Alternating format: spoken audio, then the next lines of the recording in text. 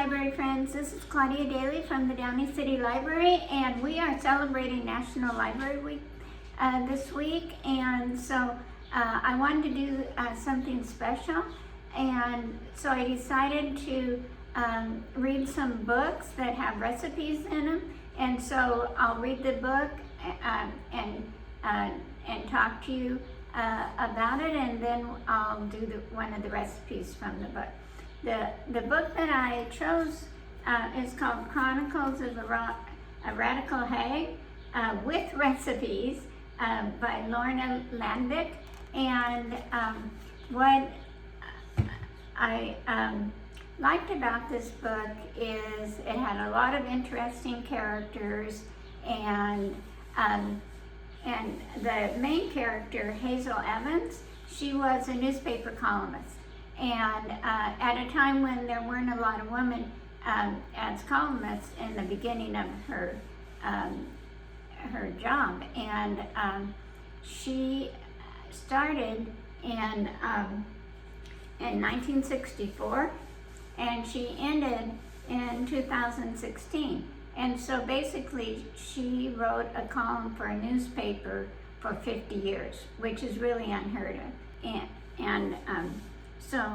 But because the book had recipes, she had quite a few recipes in the book, and some people, thought it was ridiculous for her to put them in, and people always had something to say about them, and then some people, it was their favorite part of her column, and so that's how it works when you work with a lot of people. A lot of people have a lot of different opinions, but basically, she was beloved by the community.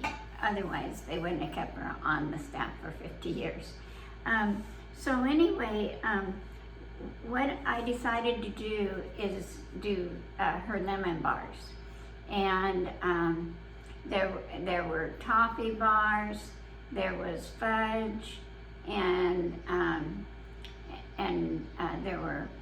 there was muffins, so there's a lot of different choices, but I chose the lemon bars to make with you. So the first thing with the lemon bars is that we're going to make the crust, and so the recipe for the crust will be 2 cups of flour. So I put 2 cups of flour in the bowl, and then a 1/2 cup of powdered sugar, so I'm going to put it in the bowl too. And then a cup of butter. That's a lot of butter, isn't it? But these taste really good because I already tasted them today, because I made a sample to make sure everything worked well. And so after I did that, I cut some just to show you a plate, not because I wanted to taste them. No, not at all. And then after that,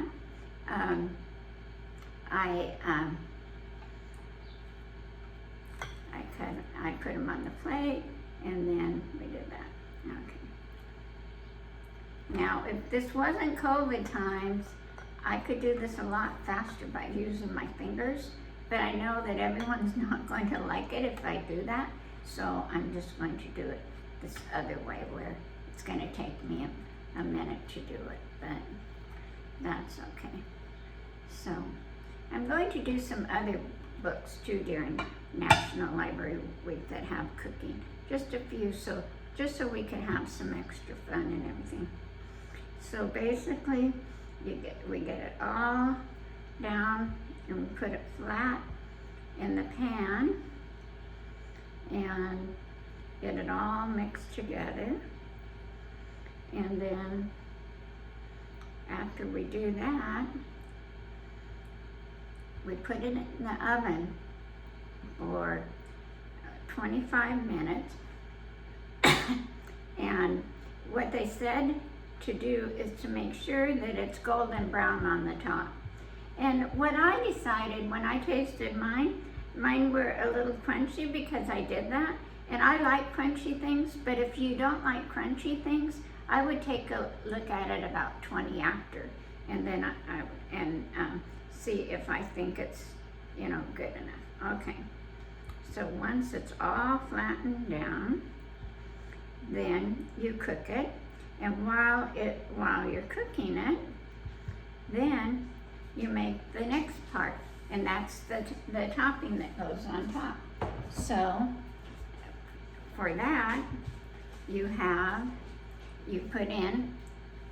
4 eggs, and you beat the eggs not with a beater but with a spoon to get it all mixed up, and then you put in 2 cups of sugar, and you mix that around, and then when you do that, you get it. You want to make sure it gets really mixed up good, because the eggs, you want to make sure that the eggs are mixed up with the sugar. So, and then you put a 1/2 cup of powdered sugar,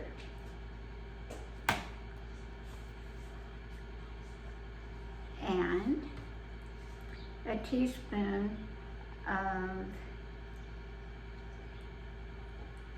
powdered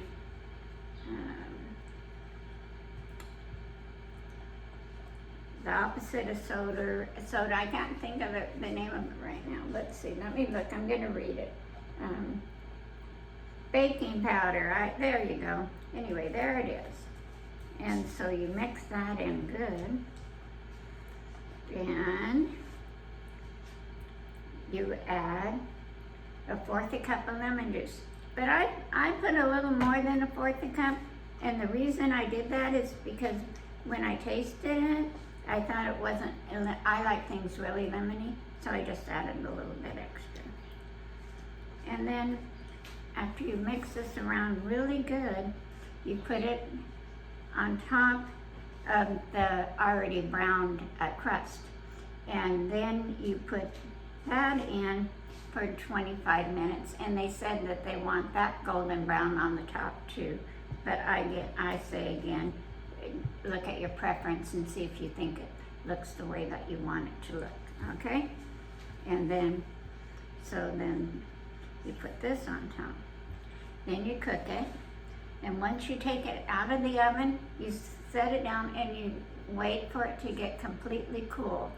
And after it's cool, then, completely cool, then you can make a little topping for the top. Now, usually the recipe I usually use before I use this one is I would just sprinkle a little powdered sugar on the top, and that would like finish it off.